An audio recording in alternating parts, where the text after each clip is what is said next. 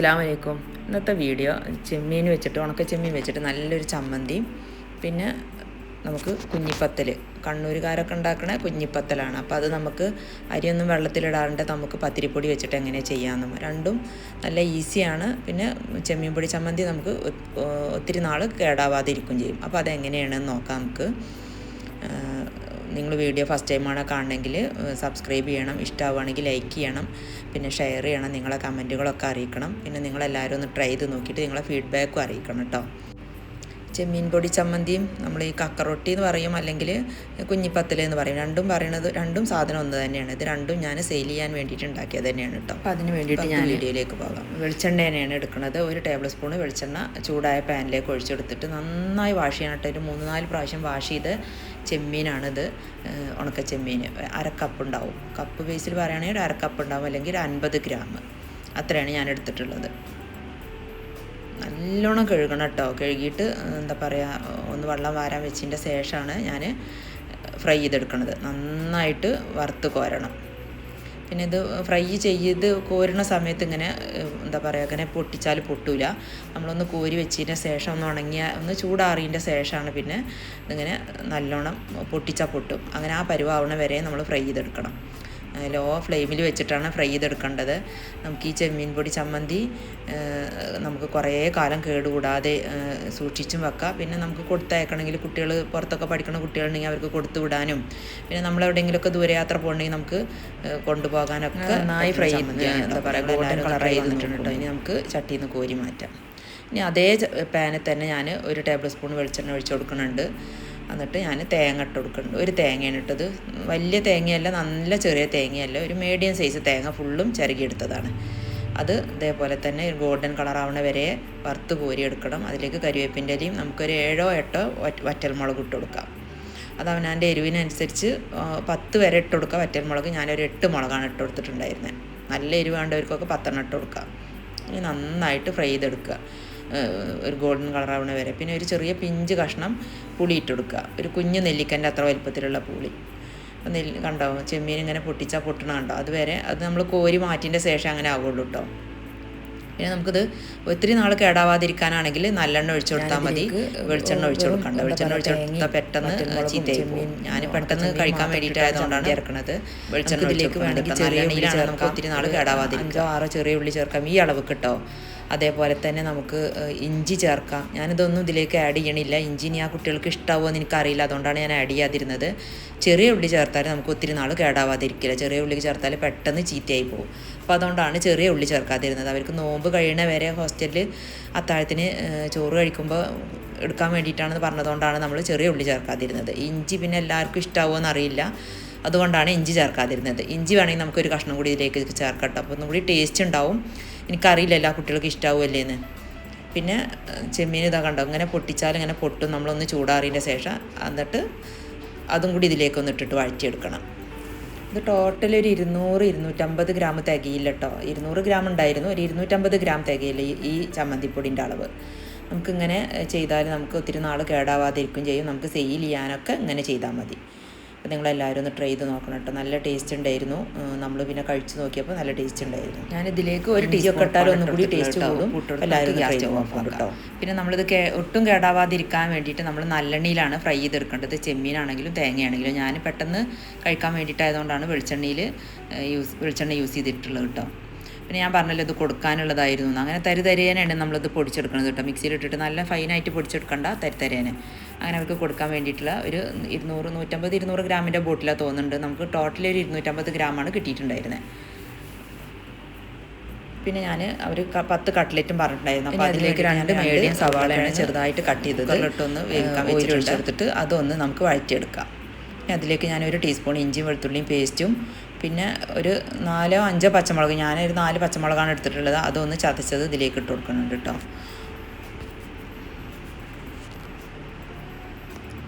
നല്ല എരിവുള്ള മുളകാണ്. അപ്പോൾ ഒരു 4 മുളകാണ് ഞാൻ എടുത്തിട്ടുണ്ടായിരുന്നത്. നമുക്ക് 5 മുളക് വരെ എടുക്കാം.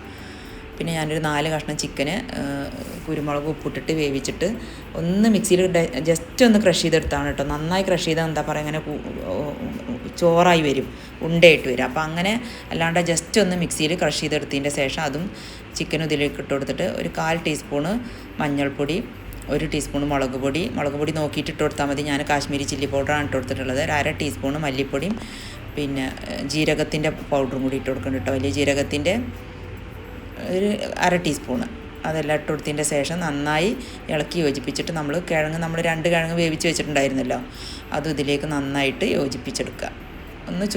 ഞാനൊരു പിന്നെ ലോ ഫ്ലെയിമിലിട്ടിട്ടൊന്ന് നന്നായിട്ട് ഇളക്കി യോജിപ്പിച്ചാൽ മതി. പിന്നെ ഞാൻ മല്ലിയിലും കരിവേപ്പിലയാണ് എടുക്കുന്നത് കേട്ടോ.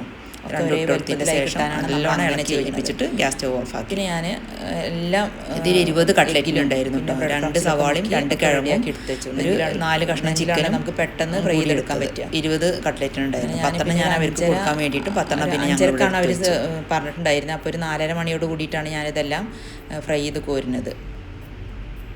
കാരണം ഇതിൻ്റെ കൂട്ടത്തിൽ അവർക്ക് കുഞ്ഞിപ്പത്തലും ഉണ്ടായിരുന്നു, ചെമ്മീൻ ചമ്മന്തിപ്പൊടിയും 10 കട്ട്ലറ്റും ആയിരുന്നു അവർ പറഞ്ഞിട്ടുണ്ടായിരുന്നു.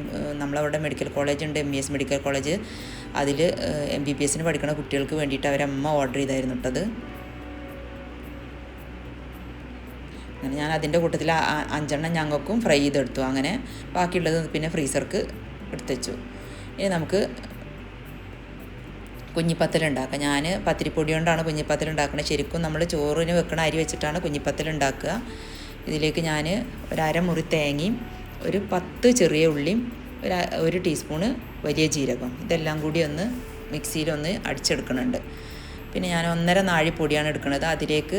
അതിന് വേണ്ടിയിട്ട് ഞാനൊരു 2-2.25 നാഴി വെള്ളമാണ് വെച്ചെടുക്കുന്നത്. ഞാനൊരു കൈക്കണക്കിനാണ് വെക്കുന്നത്. എന്നിട്ട് തിളച്ചതിൻ്റെ ശേഷം ഞാൻ വെള്ളം കുറച്ച് മുക്കി എടുത്ത് വെച്ചതിൻ്റെ ശേഷമാണ് പിന്നെ ഞാൻ ഈ അരച്ച് വെച്ച തേങ്ങയും ഉള്ളിയും ജീരകം കൂടി ഇതിലേക്ക് ഇട്ട് കൊടുക്കുന്നത്. കാരണം വെള്ളം കുറവുണ്ടെന്നുണ്ടെങ്കിൽ നമുക്ക് ഈ വെള്ളം ഇതിലേക്ക് പിന്നെ ഒഴിച്ചു കൊടുത്തിട്ട് പാകത്തിനാക്കി എടുക്കുക. അതിന് വേണ്ടിയിട്ട് ഉപ്പ് ഇട്ട് കൊടുത്തിട്ടുണ്ട് കേട്ടോ. പാകത്തിന് ഉപ്പ് നമ്മൾ ഒരു ടീസ്പൂൺ ഇട്ട് കൊടുത്തിട്ടുണ്ട്. പിന്നെ നോക്കിയിട്ട് പിന്നെ വേണമെങ്കിൽ ഇട്ട് കൊടുക്കുക. അങ്ങനെ ഞാൻ പറഞ്ഞല്ലോ 1.5 നാഴി പൊടിയാണ് എടുത്തിട്ടുണ്ടായിരുന്നത്. ഇതെല്ലാം കൂടി ഇതിലേക്ക് ഇട്ടിട്ട് ഒന്ന് ജസ്റ്റ് ഒന്ന് ഹോള് ആക്കി വെച്ചതിൻ്റെ ശേഷം മൂടി വെക്കുക. പത്തിരി ഇങ്ങനെ തന്നെയാണ് നമ്മൾ ഉണ്ടാക്കുക കേട്ടോ. അതിൽ ഉള്ളിയും ജീരകം ഇടണ്ടെന്ന് മാത്രമേ ഉള്ളൂ. ഇങ്ങനെ ഹോള് ആക്കിയിട്ട് ഒരു 5 മിനിറ്റ് മൂടി സിമ്മിലാക്കി വെച്ചതിൻ്റെ ശേഷം പിന്നെ മൂടി തുറന്ന് നമുക്ക് മിക്സാക്കി കൊടുക്കാം നന്നായിട്ട്.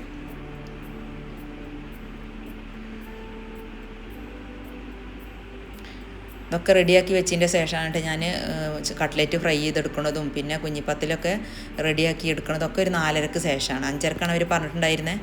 ആദ്യം ഇതെല്ലാം റെഡിയാക്കി വെച്ചു. ഞാൻ കുഞ്ഞിപ്പത്തിലൊക്കെ ഉണ്ടാക്കണമെങ്കിൽ ഇങ്ങനെ ഒറ്റയ്ക്ക് ഇരുന്നിട്ട് ഉറക്കം ഇരുന്നിട്ട് ഞാൻ പറഞ്ഞല്ലോ, ഇത് ഒറ്റക്കൊക്കെ ഇരുന്നുണ്ടാക്കണമെങ്കിൽ ഭയങ്കര ബുദ്ധിമുട്ടാണ്. നമ്മൾ ബോറടിക്കും. നല്ലോണം കുഴച്ചെടുക്കണം കേട്ടോ. നമ്മൾ പത്തിരിക്ക് കുഴക്കണ പോലെ നന്നായി കൗണ്ടർ ടോപ്പിലിട്ട് കുഴച്ചതിൻ്റെ ശേഷമാണ് കുഞ്ഞേ ബോളാക്കിയിട്ട് ഇങ്ങനെ ഒരു വിരൽ വെച്ചിട്ടൊന്ന് പ്രസ് ചെയ്ത് കൊടുക്കുക. ഒത്തിരി ഉണ്ടായിരുന്നു കേട്ടോ.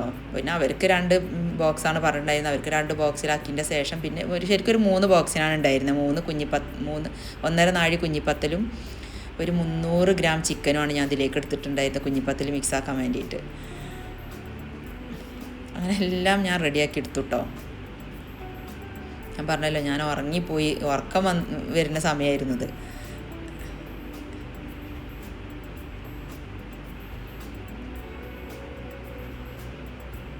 അവരമ്മ ഓർഡർ ചെയ്തായിരുന്നു കേട്ടോ. കുട്ടികൾക്ക് ഹോസ്റ്റലിൽ നിന്ന് കഴിക്കാൻ ഫുഡ് ശരിയാവണില്ല എന്ന് പറഞ്ഞിട്ട്. അപ്പോൾ അങ്ങനെ ഇടയ്ക്കിടയ്ക്ക് അവർ ഓരോന്ന് ഓർഡർ ചെയ്യും കേട്ടോ. അപ്പോൾ നമ്മൾ ഉണ്ടാക്കി കൊണ്ടേ കൊടുക്കും. പിന്നെ നമ്മൾ സ്റ്റീമറുണ്ട്, പക്ഷേ സ്റ്റീമറിൽ ഇത് ഒത്തിരി ഉള്ളത് കാരണം സ്റ്റീമറിൽ കൊള്ളൂല. അപ്പോൾ ഞാൻ വേറെ നമ്മൾ അരിപ്പുണ്ടല്ലോ, ഇറച്ചിയൊക്കെ കഴുകി വാർക്കണ അരിപ്പ, അപ്പോൾ അത് വെച്ചിട്ടാണ് ഞാൻ പിന്നെ ഇതിന് വേവിച്ചെടുക്കുന്നത്. ഒരു 1/2 മണിക്കൂർ നേരം വേവിച്ചെടുത്തിട്ടുണ്ട് കേട്ടോ. 20-25 മിനിറ്റ് നേരം എന്തായാലും വേവിച്ചിട്ടുണ്ട്. ഇത് വേവിക്കണ സമയം കൊണ്ട് ഞാൻ പിന്നെ അടുത്ത പണികളൊക്കെ എടുക്കുമായിരുന്നു. അപ്പോൾ പിന്നെ ടൈം നോക്കിയിട്ടില്ല. ഇനി നമുക്ക് കുഞ്ഞിപ്പത്തൽ ഉണ്ടാക്കാനുള്ള മസാല തയ്യാറാക്കാം. ഞാൻ കുഞ്ഞിപ്പത്തലൊക്കെ വേവിച്ച് വെച്ചതിൻ്റെ ശേഷം പിന്നെ നിസ്കരിക്കാനും പിന്നെ ബാക്കിയുള്ള നമുക്ക് കുറേ കാര്യങ്ങളുണ്ടല്ലോ, അതൊക്കെ ചെയ്യാൻ പോയി. പിന്നെ ഒരു 4 മണി അതിൻ്റെ ശേഷമാണ് പിന്നെ അസറൊക്കെ നിസ്കരിച്ചതിൻ്റെ ശേഷമാണ് പിന്നെ ഞാൻ കുഞ്ഞിപ്പത്തലിനുള്ള മസാല ഉണ്ടാക്കുന്നത്. അപ്പോൾ അതിന് വേണ്ടിയിട്ട് 2 ചെറിയ സവാളയാണ് എടുത്തിട്ടുള്ളത്. ഇത് വെളിച്ചെണ്ണ തന്നെയാണ് ഒഴിച്ചു കൊടുത്തിട്ടുള്ളത്. അതിൻ്റെ ശേഷം നന്നായിട്ട് സവാള വഴറ്റിയെടുക്കണം. സവാള നന്നായിട്ട് വഴറ്റിയെടുക്കണില്ലാണ് കേട്ടോ അതിൻ്റെ ടേസ്റ്റ്. പിന്നെ കരിവേപ്പിൻ്റെ ഇല ഇട്ട് കൊടുത്തു. എന്നിട്ട് നന്നായിട്ട് വഴറ്റിയെടുക്കുക. അപ്പോൾ നിങ്ങൾക്ക് കണ്ടാൽ മനസ്സിലാവും നല്ലോണം വഴന്നിട്ടുണ്ട് കേട്ടോ. പിന്നെ ഞാൻ പച്ചമുളക് ആദ്യം അരച്ച് വെച്ചതിൻ്റെ ബാക്കിയുള്ള പച്ചമുളകാണ് കട്ട്ലറ്റിക്ക്. അപ്പോൾ അത് ഒരു 2 എണ്ണത്തിൻ്റെ ഉണ്ടാവും, അതും ഇട്ട് കൊടുത്ത് പിന്നെ 1 ടീസ്പൂൺ ഇഞ്ചിയും വെളുത്തുള്ളിയും പേസ്റ്റും പച്ചമുളക് പിന്നെ നമുക്ക് 2 കൂടിയൊക്കെ ഇട്ട് കൊടുക്കുക. ഞാൻ ഇതിൽ മുളക് പൊടിയൊക്കെ ഇട്ട് കൊടുക്കണോണ്ട് പിന്നെ അവർക്ക് എരിവാണെന്ന് പറഞ്ഞിട്ടുണ്ടായിരുന്നു, എരിവിൻ്റെ കുഴപ്പമില്ല എന്ന് പറഞ്ഞിട്ടുണ്ടായിരുന്നു കേട്ടോ. അപ്പോൾ പിന്നെ ഞാൻ കുറച്ചും കൂടിയൊക്കെ ഇട്ട് കൊടുത്തു. നമുക്ക് വേണമെന്നുണ്ടെങ്കിൽ മാത്രം ഇട്ട് കൊടുത്താൽ മതി. പച്ചമുളകും നമ്മൾ ചിക്കനിലും മുളകുള്ള കാരണം ചിക്കൻ വേവിക്കണമെങ്കിൽ നമ്മൾ എല്ലാം ഇട്ടിട്ടാണല്ലോ വേവിക്കുക. അപ്പോൾ നോക്കിയിട്ടിട്ടാൽ മതി.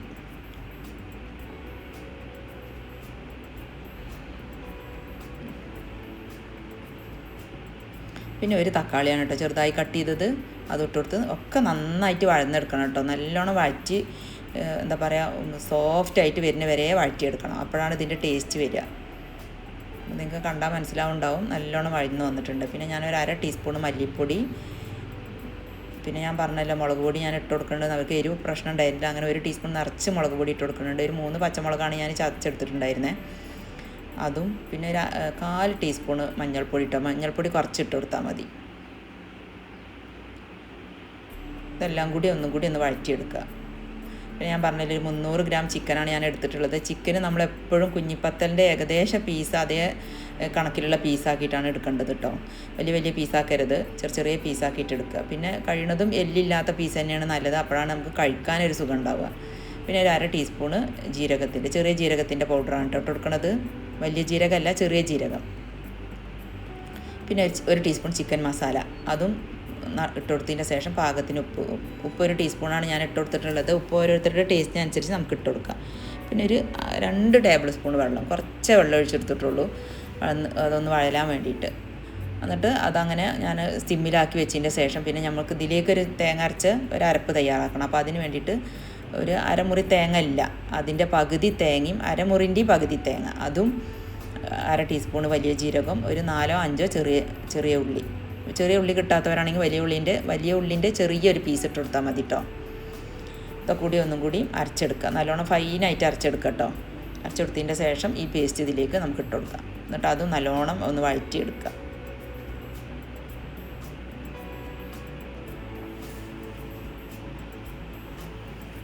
ഞാൻ പറഞ്ഞല്ലോ ഒട്ടും വെള്ളം ചേർക്കാതെയാണ് കേട്ടോ ഞാൻ ഉള്ളി വഴറ്റിയെടുത്തിട്ടുള്ളത്.